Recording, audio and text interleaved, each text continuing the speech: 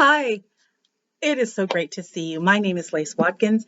I am the chief cook and bottle washer of Lace on Race. If you have not yet, it is a pleasure to meet you. If you are a returning, howdy, good to see you again. We're going to be talking about a lot of stuff today, but it's mostly housekeeping, and it's also some Q&A that people have been doing. And I want to be able to answer it all in one shot. The very first thing is that, yes, people have been asking and tattling sometimes. I'm seeing a lot of emojis. And in fact, I saw that you did an emoji. Well, yeah, I'm going to be writing an essay about some of the changes in the guidelines that I am going to be revising. The guidelines started in 2019. They were revised in 2020. And it's time that we took another look at guidelines to make sure that they are completely reflecting the timber of the times. Emojis is one of them. We have a lot of new people. And as I have evolved as a content creator, one of the things that's important to me is that I do not lose you right away, that I don't make it so hard for you to come into and be held well by community that I give you a whole bunch of rules. That does not mean that there are no rules. That does not mean that there are no guidelines. And I'll be posting the guidelines below. The amendment to the guideline about emojis is kind of what I had come up with before I prohibited them altogether. Let me give you a little backstory. One reason that I prohibited emojis altogether was because there would be posts that would have 500 emojis and 3 comments. Y'all, as it says in the guidelines, this is not an entertainment space. We really do want you to engage. And in most spaces, not just in racial justice spaces, but in all spaces, basically the only thing that you're asked to do is to use your thumb button or your cursor on your laptop to say like or heart. While that's terrific, and it is actually a very affirming sort of thing. Oh, look, 100 likes. I care less about whether or not I get validation while I'm sitting here drinking my 25-cent Diet Pepsi. I got the app. Whether or not I get validation, then whether or not you're actually getting something out of it, and in turn, moving the needle both in your internal life and in your external lives. And let me tell you, liking and hearting is not going to do that. So my amendment to liking and hearting is this. If you really want to use that trigger finger, use it, but also write a comment. The norms that we had established about a year and a half ago is that you are indeed expected to comment on the post that you see and respond to 2 other people. It's not enough just to talk to me or just to read what I say or look at the meme that I post up. Well, again, thank you. It's completely insufficient. Again, contractually obligated to tell you the North Star, lessening and mitigating the harm endured by Black and brown people, perpetuated by white people and white supremacy. That said, I need you to do more than just file it away. In another video that's from a year and a half ago, when we had first started talking about emojis, we talked a little bit about neuroscience. That's a big deal. There's a reason why I want you to comment. Not just for the ideas, which are great, not just for the community, which is great, but that it helps in retention and internalization. When you're typing a response or a comment, you're literally changing your brain. You become not a passive consumer, but an active participant. You're wrestling with the material. And even if you think, and a lot of people have said this over the last 4.5 years, well, someone else already said what I was going to say. Yeah, but you haven't yet. And one of the things about having a fairly large community is that different people respond and relate to different wordings, even if the wordings seem at first blush to the casual observer pretty much the same thing. So if we're talking, for instance, about kind candor, and someone writes, kind candor without action is meaningless. And someone else writes, candor without kindness is a cudgel. At first blush, those statements seem the same. They're not really, but they seem the same. So, but someone, Alicia in Des Moines, Iowa, could see the first one and be unmoved. Yeah, I kind of agree with it. And she scrolls on. But then she looks at the second comment, candor without kindness is a cudgel. That hits her right between the eyes. And she's thinking about it now. She's thinking about how people have harmed her when they were telling the truth, but not telling the truth in love. She's thinking about what candor means to her, and hopefully she's also thinking about the times when she has misused either candor or kindness. And so she responds from that place.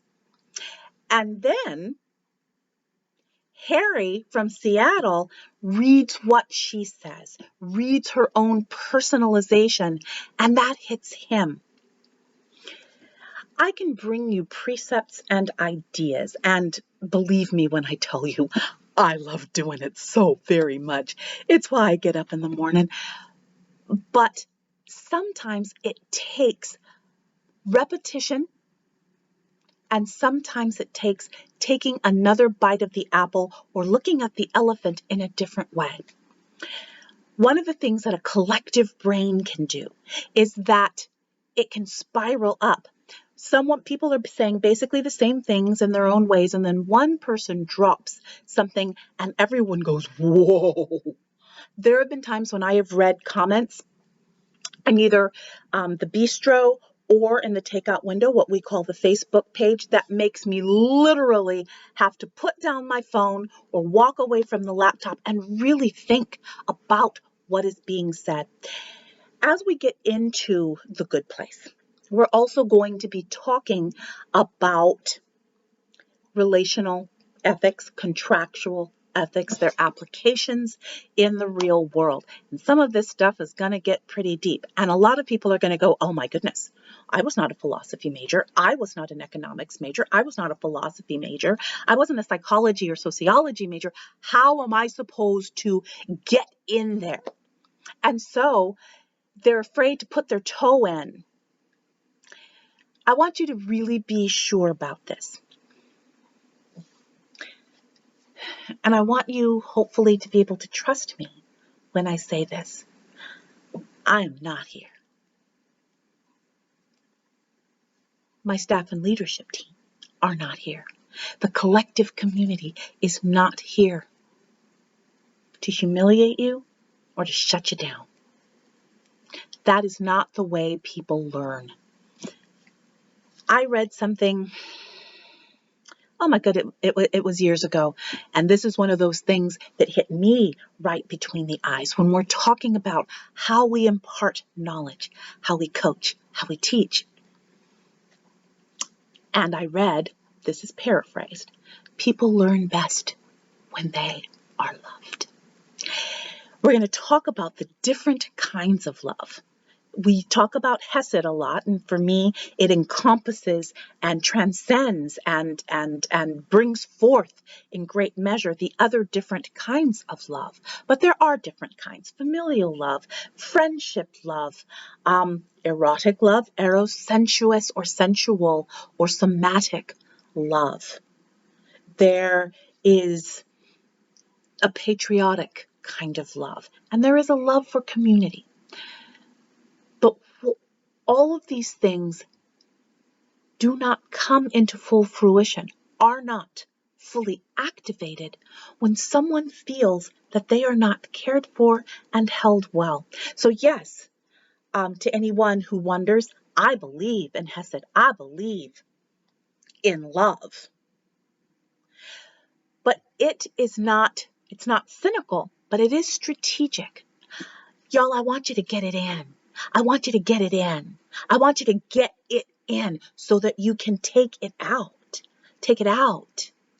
Take it out. And if I have not done that, then I have failed you. We have been talking about people who, for whatever reason, have said, oh, that lace on race, it's not for me. And I say, okay. I say, okay. And we're going to be talking about that more too, because I don't have, and I'll say it in every video, I don't have 10,000 followers. I don't have 10,000 followers. I have the people who show up, boots laced, energy bars in their pocket, bandanas on their head, ready to rumble. But very rarely do you rumble. Very rarely do you do the work of racial justice as we prescribe it if you do not feel that you are seen and held and very appropriately loved.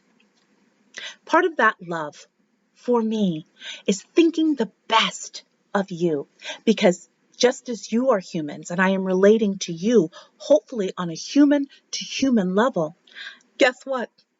I'm a human too. I am a human too. And I need to feel that you all are good actors.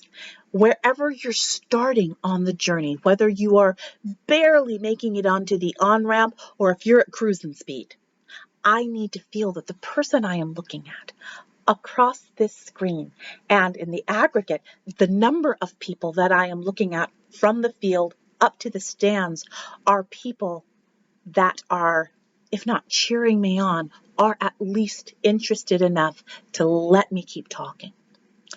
There is a t-shirt. There's a t-shirt that I have that I wore last Saturday when we were getting ready for something amazing that happened in my faith community. A young woman who watches this channel, hi Tessa, got ordained into our denomination. And it was here in La Mesa, California. And let me tell you what a time it was. I had the honor of presenting one of the scriptures that we are going to talk about in Lace on Faith because it is that amazing. The scripture is that amazing. And, but I wore not this t-shirt, but I wore another t-shirt because I wanted Tessa to see it before everybody got dressed up and the clergy put their vestments on and I went and got out of my jeans and my t-shirt so that I could look good when I read the scripture. The t-shirt said, rooting for you. We need to learn how to root for each other, to refuse to see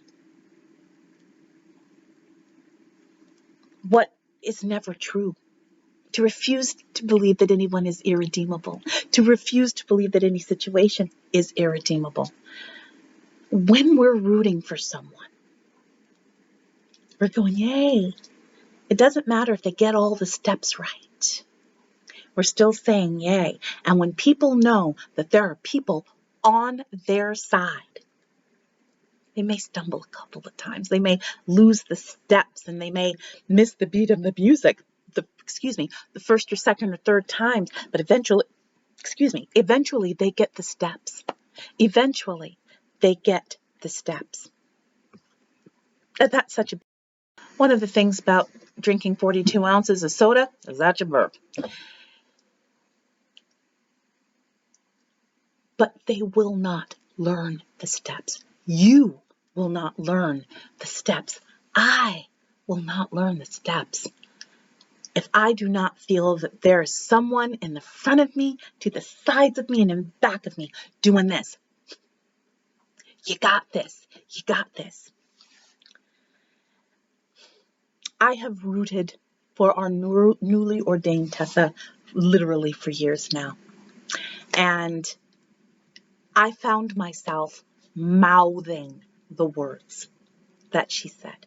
I found myself looking like this and going like this and going like this when she said something thoughtful. I wanted her to know that I was with her the entire way.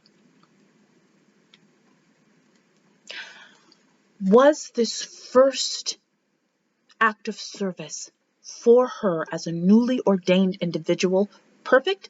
No. I stumbled. during my scripture reading.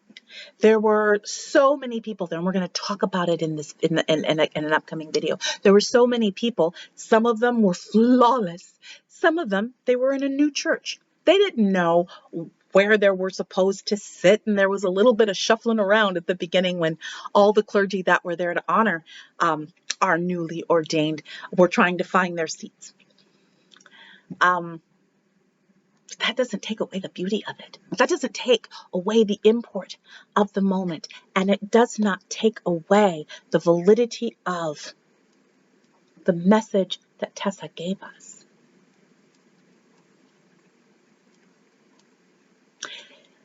This was an easy service, even though there was so much preparation. We're going to talk about prep work. So much preparation. By the time it was in, it was just going like this. It was going like clockwork.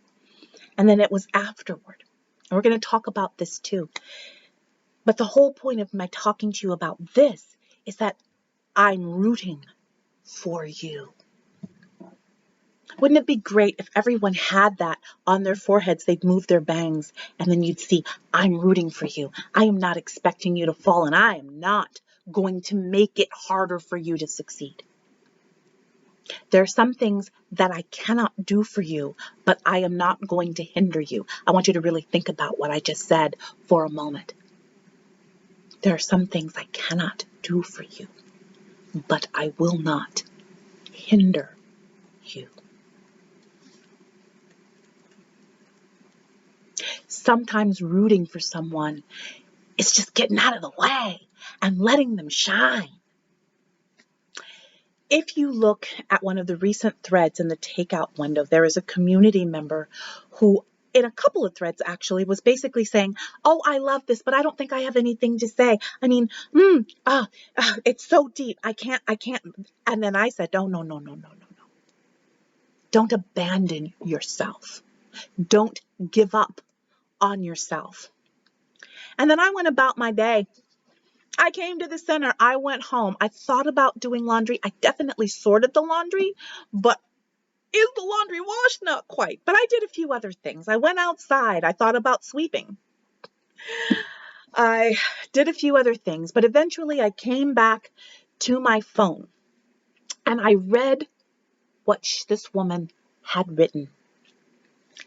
And I had to sit down and put my phone down and really digest what she said because it was brilliant.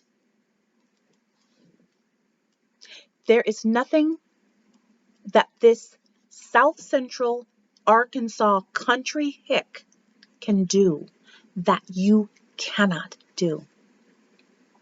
It makes it harder if you don't feel that you're being seen and heard and affirmed and being rooted for. And for that, you've got me and leadership team. There's nothing that I am going to present to you that you cannot handle. I'm going to do my best to give you pacing and timing so that you can digest in little chunks. So by this time, 2 months, 6 months, a year from now, as we go further and deeper, you're going to have the basics and the fundamentals under your belt. That is exciting to me. But in order to be able to do that, you got to stick around. You can't decide that it's too hard or too much. In another video, we're going to be talking about 2 terms that used to be terms of art, but have now morphed and have been distorted and in some very real ways degraded. Those 2 words are ally and performative. People want to be the first. They want to be allies. They don't want to be the second because this term has morphed so much. The original meaning is lost. They don't want to be performative. I would invite you to flip it, or at the very least, work on 2 tracks. I'm not excited about the word ally, but I am excited about the word allying. I have no problem with performative in the original sense of the term. And we're going to be talking about that. But in the meantime, what I invite you to is to lay down your arms. And that includes, I use catchphrases all the time, and they're different than what you're used to. That's on purpose. That's by design. We do need a shared language, not a lingo that shoves people out and makes us a clique, but a lingo that invites people in, a shorthand, if you will. I come from an addiction counselor background. That's what I'm trained in. And the use of catchphrases, what people in the recovery community sometimes call slogans, is another psychological tool that I want you to be able to have. When I say kind candor, people know exactly what I mean. When I say manage your slosh bucket, employ emotional regulation, people know what I mean.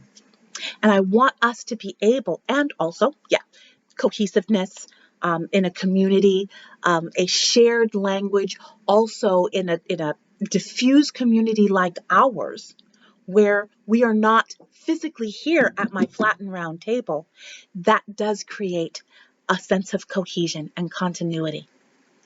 We're going to talk about all of it. When I talk about short videos, I can't do 10 minutes. Everybody knows I can't do 10 minutes, but I can try to go under 20 to 25. So I'm going to stop here before I do the next video.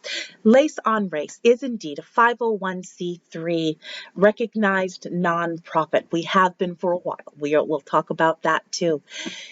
If you would like to support the work of the Lace on Race Center for Racial Equity and also support me as a person, as executive director of the Lace on Race Center for Racial Equity, there are myriad ways which you could do that. We're going to talk more about engagement, but one way that you can engage, if you like what you're hearing and you want to hear more, I hope that you become invested enough both in my ideas and in the community and in me to be willing to support it with your dollars. I thank you in advance, and I look forward to seeing you again.